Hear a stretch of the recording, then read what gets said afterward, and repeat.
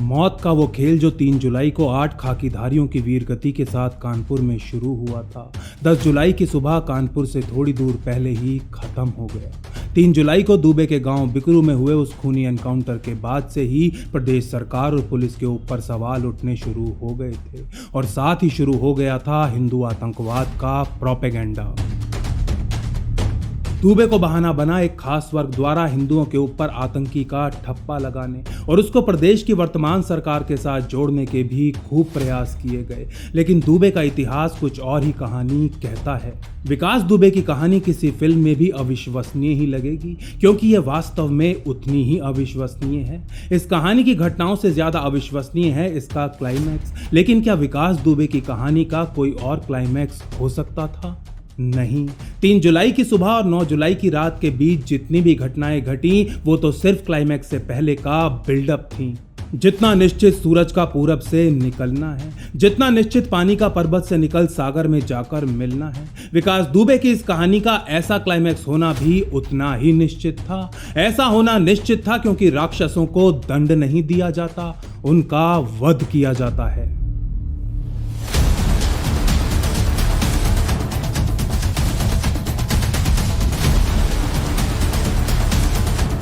नमस्कार, जय मां भारत। विकास दुबे का जन्म 1964 में उत्तर प्रदेश के चौबेपुर ब्लॉक में स्थित बिकरू गांव में हुआ। काफी कम आयु में ही विकास अपना गैंग बना हत्या और जमीन पर कब्जा करने जैसे अपराधों को अंजाम देने लग गया था। 1990 में विकास के ऊपर हत्या का सबसे पहला केस दर्ज होता है, जिसके बाद वो बहुत ही कम समय में बहुत ही तेजी से कानपुर का मोस्ट वांटेड अपराधी बन जाता है। इसके बाद खुद को पुलिस, अदालत और जेल से बचाने के लिए विकास दुबे भी उसी गंगा में डुबकी मारता है जिस गंगा में डुबकी मार मार कर हमारे देश के बड़े से बड़े अपराधी अपने पाप धोते आए हैं। 1995 में विकास दुबे राजनीति में प्रवेश कर जाता है। वो बीएसपी ज्वाइन करता है और अपने बल के आधार पर बड़ी आसानी से अपने जिले का चुनाव भी जीत जाता है। दुबे के बाद उसकी पत्नी ऋचा दुबे भी राजनीति में आ जाती हैं और कई स्तरों के चुनावों पर बड़ी आसानी से जीत हासिल करती हैं। दुबे को बीएसपी में हरिकृष्ण श्रीवास्तव लेकर आए थे, जो खुद बीएचपी छोड़ बीएसपी में शामिल हुए थे। दुबे हरिकृष्ण को अपना राजनीतिक गुरु ही नहीं बल्कि पिता समान मानता था और हरिकृष्ण भी उसे अपने आधिकारिक बाहुबली का दर्जा दे चुके थे। 1996 में हरिकृष्ण श्रीवास्तव चौबेपुर असेंबली सीट से चुनाव के मैदान में उतरते हैं और उनके सामने होते हैं बीजेपी के नेता संतोष शुक्ला। चुनाव में दोनों नेताओं के बीच कड़ी टक्कर होती है और श्रीवास्तव 6000 वोट से संतोष शुक्ला को पछाड़ देते हैं। श्रीवास्तव की जीत की खुशी में दुबे एक परेड निकलवाता है, जिसके दौरान बीजेपी और बीएसपी समर्थकों के बीच झड़प और मारामारी हो जाती है। इस घटना के कारण शिवली थाने में दुबे के ऊपर एक केस दर्ज करवा दिया जाता है, जिसके बाद श्रीवास्तव शुक्ला दुश्मनी दुबे शुक्ला दुश्मनी में बदल जाती है। 11 नवंबर 2001 को बातचीत से यह मामला सुलझाने के लिए विकास दुबे और संतोष शुक्ला को शिवली थाने बुलाया जाता है। दोनों के बीच कहासुनी हो जाती है और पुलिस वालों से भरे थाने में संतोष शुक्ला को दौड़ाने के बाद दिन दहाड़े दुबे उनको गोली मार देता है। संतोष शुक्ला मौके पर ही दम तोड़ देते हैं। दुबे के खिलाफ एफआईआर दर्ज होती है और उसके बायोडेटा में एक और हत्या का मुकदमा जुड़ जाता है। 6 महीने बाद दुबे पुलिस को सरेंडर कर देता है। केस कोर्ट में जाता है, जहां संतोष शुक्ला का गनर, बॉडीगार्ड और उनके स्टाफ के लोग जो मौकाए वारदात पर मौजूद थे, सभी दुबे के पक्ष में अपना बयान देते हैं।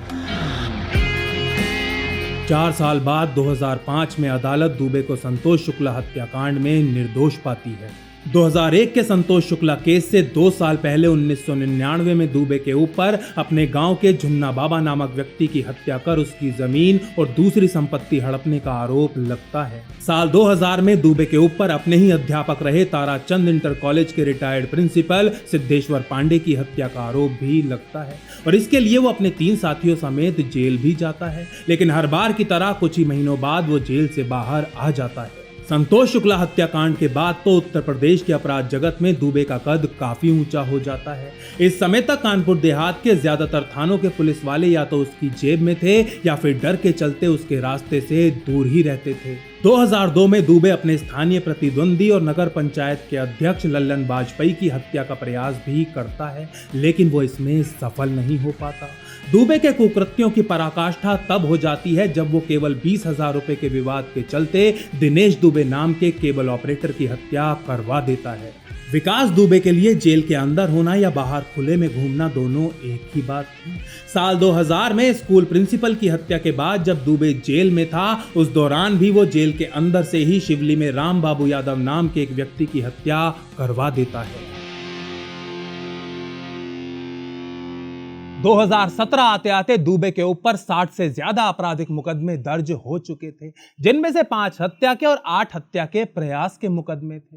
अक्टूबर 2017 में एक हत्या के केस के चलते एसटीएफ लखनऊ में दुबे को गिरफ्तार करती है। उसके ऊपर इस केस के शिकायतकर्ता और गवाहों के ऊपर अपने पक्ष में बयान देने के लिए दबाव बनाने का आरोप था। इस गिरफ्तारी के दौरान एसटीएफ को दुबे के पास से एक 30 बोर की स्प्रिंगफील्ड राइफल और 15 जिंदा गोलियां भी बरामद होती हैं। इस समय पर दुबे के सर पर 25,000 रुपए का नगद इनाम घोषित था।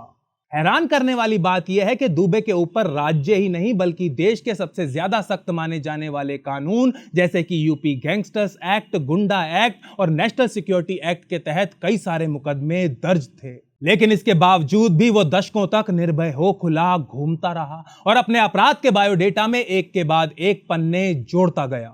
और ऐसा उस देश में हो रहा था जहां बटवा चुराने जैसे एक मामूली से केस में एक नाबालिग आरोपी को सालों तक जमानत भी नहीं मिल पाती। दुबे को गिरफ्तार करने बिकरू गांव गई पुलिस टीम के ऊपर दुबे और उसके साथी घेराबंदी कर ताबड़तोड़ गोलियां बरसाते हैं। 8 पुलिस वाले वीर गति को प्राप्त होते हैं, जिनमें एक डीएसपी भी शामिल थे। अगले दिन सुबह कॉम्बिंग ऑपरेशन के दौरान दुबे का मामा प्रेम प्रकाश पांडे और चचेरा भाई अतुल दुबे पुलिस एनकाउंटर में मारे जाते हैं। कानपुर में पुलिस दुबे के अकाउंटेंट जय वाजपेयी को धर दबोचती है। वाजपेयी के ऊपर 3 जुलाई की रात को दुबे को गांव से भगाने में मदद करने का आरोप था। इसी दिन प्रशासन बुलडोजर से दुबे के घर को मिट्टी में मिला देता है। इसी बुलडोजर का इस्तेमाल उस रात पुलिस की घेराबंदी करने के लिए किया गया था। दुबे के 2 ट्रैक्टर्स और 2 एसयूवी गाड़ियों को भी पूरी तरह नष्ट कर दिया जाता है। चौबेपुर स्टेशन के सुपरवाइजिंग ऑफिसर विनय तिवारी को पुलिस रेड की जानकारी दुबे को देने के संदेह में सस्पेंड कर दिया जाता है। दुबे के एक साथी दयाशंकर अग्निहोत्री उर्फ कल्लू को कानपुर के कल्याणपुर इलाके से गिरफ्तार किया जाता है। कल्लू खुलासा करता है कि उस रात पुलिस के आने की जानकारी दुबे को पहले ही मिल चुकी थी। वीर गति को प्राप्त हुए सर्कल ऑफिसर देवेंद्र मिश्रा द्वारा मार्च में लिखी गई एक चिट्ठी सोशल मीडिया पर वायरल हो जाती है। इस चिट्ठी में वो कानपुर के एसएसपी अनंत देव से कहते हैं कि चौबेपुर के एसएचओ विनय तिवारी और दूसरे इन्वेस्टिगेटिंग ऑफिसर्स विकास दुबे के खिलाफ कभी कोई कार्यवाही नहीं करते और उसकी हर संभव सहायता भी करते हैं। मिश्रा लिखते हैं कि यदि एसएचओ तिवारी ने ऐसा करना बंद नहीं किया तो निकट भविष्य में अनहोनी घटना घट सकती है। इसी दिन दुबे के 2006 और 2017 के 2 वीडियोस भी वायरल होते हैं। 2006 वाले वीडियो में दुबे हरिकृष्ण श्रीवास्तव को अपना राजनीतिक गुरु बताता है और 2017 वाले वीडियो में वो दावा करता है कि प्रदेश के कई नेता उसे कानून से बचाते आए हैं, जिनमें बीजेपी के 2 नेता शक्ति प्रसाद सागर और अभिजीत संघा भी शामिल हैं। दोनों ही बीजेपी नेता दुबे के इन दावों को सिरे से खारिज कर देते हैं। कानपुर के एसएसपी अनंत देव को एसएचओ विनय तिवारी के विरुद्ध कोई कार्यवाही न करने के लिए मुरादाबाद की प्रोविंशियल आर्म्ड पुलिस में ट्रांसफर कर दिया जाता है। इसी दिन कुख्यात दुबे को फरीदाबाद के एक होटल में स्पॉट किया जाता है, लेकिन पुलिस के पहुंचने से पहले ही वो वहां से निकल चुका होता है। यूपी के हमीरपुर जिले में एसटीएफ विकास दुबे के करीबी और हमेशा साथ रहने वाले बॉडीगार्ड अमर दुबे को मार गिराती है। कानपुर पुलिस चौबेपुर के एसएचओ विनय तिवारी को षड्यंत्र के चार्जेस में गिरफ्तार कर लेती है। दुबे के 2 और वांटेड साथी कार्तिकेय उर्फ प्रभात और प्रवीण उर्फ बउआ 2 अलग अलग एनकाउंटर्स में मारे जाते हैं। इसी दिन उज्जैन के महाकाल मंदिर में एसटीएफ दुबे को गिरफ्तार कर लेती है। दुबे 3 राज्यों की सीमाओं को पार करता हुआ सैकड़ों चेक पॉइंट्स और नाकाबंदियों से होता हुआ उज्जैन के इस मंदिर में पहुंचा था। 9 जुलाई की शाम को ही एसटीएफ विकास दुबे की पत्नी ऋचा दुबे को भी गिरफ्तार कर लेती है। उनके ऊपर एक अपराधी को संरक्षण और बढ़ावा देने और उसकी आपराधिक गतिविधियों में शामिल होने के आरोप लगते हैं। ऋचा दुबे के साथ उनके छोटे बेटे शानू दुबे और घर के नौकर को भी गिरफ्तार कर लिया जाता है। 10 जुलाई की सुबह उज्जैन से कानपुर आते समय कानपुर से केवल 100 किलोमीटर पहले एसटीएफ के साथ हुए एक एनकाउंटर में 56 साल का विकास दुबे मारा जाता है।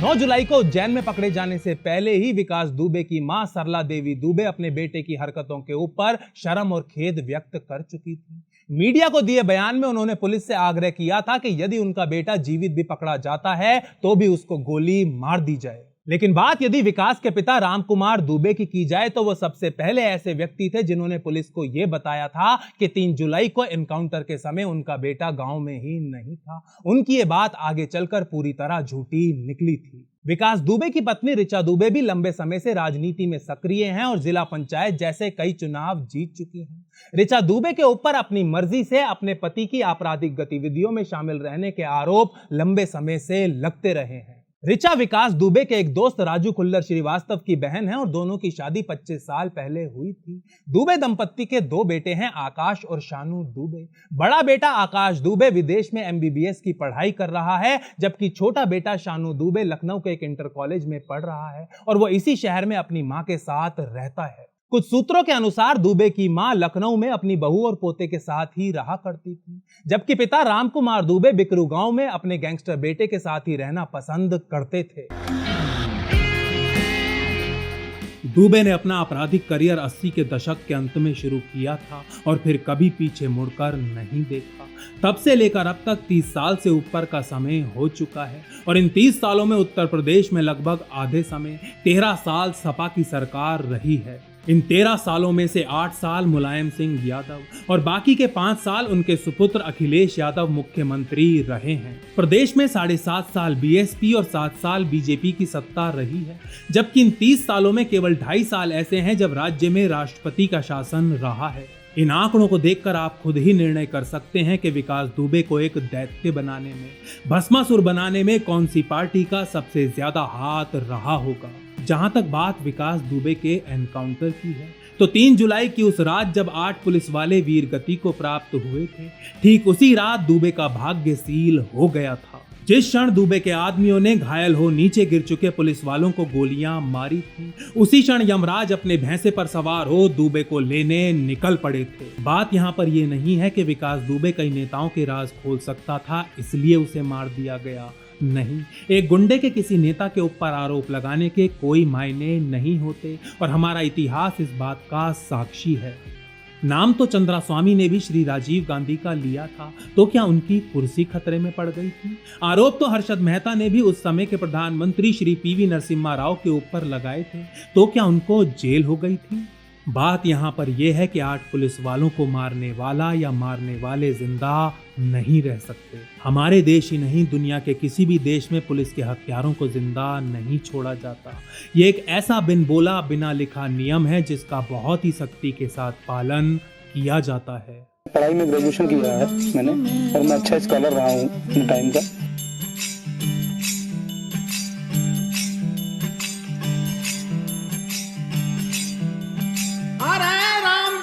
कोई धामे नहीं, राम बिना कोई धामे नहीं।